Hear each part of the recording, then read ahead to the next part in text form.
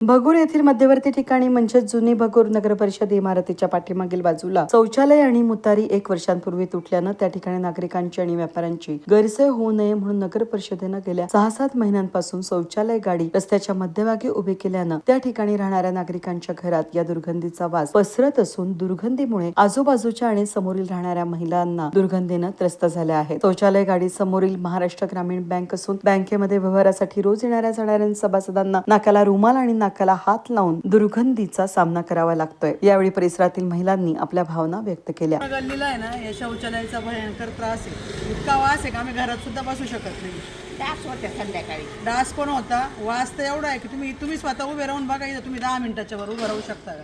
किती दिवसापासून आहे शौचालय? 5-6 दिवस झाले असंच चालू आहे. नाही शौचालय किती दिवसापासून?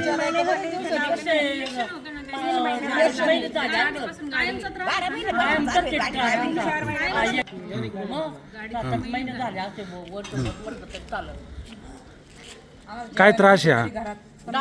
मच्छराचा दोन 3 घर आड वास येतो पार. बसायला लावा बसावं तर नाही बसू वाटत. नगरपालिकेचं कोणी लक्ष द्यायला येतं का नाही?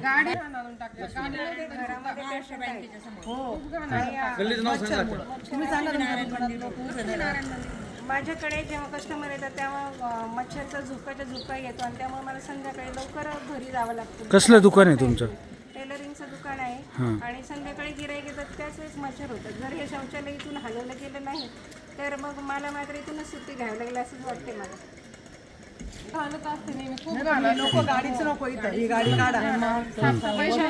ही गाडी बंद करा इथून. आम्हाला त्याचा भयानक त्रास आहे. ती गाडीच नको. आम्ही आता निवेदन द्यायला चाललो. त्याचबरोबर शौचालयामुळे होणारी दुर्गंधी आणि त्यातून बाहेर पडणारे मलमूत्रामुळे होणारा डासांचा प्रादुर्भावानं घरातील पुरुष मंडळी वारंवार आजारी पडतात. त्यामुळे रस्त्याच्या मध्यभागी लावलेले शौचालय गाडी काढून त्या ठिकाणी रस्ता मोकळा करून नवीन रस्ता बनवून नागरी सुविधा मिळावी यासाठी लक्ष्मीनारायण मंदिर रोड परिसरातील राहणाऱ्या महिलांनी निवेदनाद्वारे माहिती दिली आहे. या निवेदनामध्ये भगूर नगर परिषदेच्या कार्यालयाच्या अधीक्षक पल्लवी सूर्यवंशी यांना हे निवेदन देण्यात आलं असून त्यावेळी सुनीता भोर, कुंदा बेरड, प्रतिभा देशमुख, शोभा देशमुख, पूजा बागडे, संजना नलावडे, पौर्णिमा पाटील, ताराबाई पाटील, हिराबाई पाटील, गीताबाई चौधरी, स्वाती देशमुख यांच्यासह परिसरातील महिला उपस्थित होत्या. Bharat Chavan, news today, Deolali camp.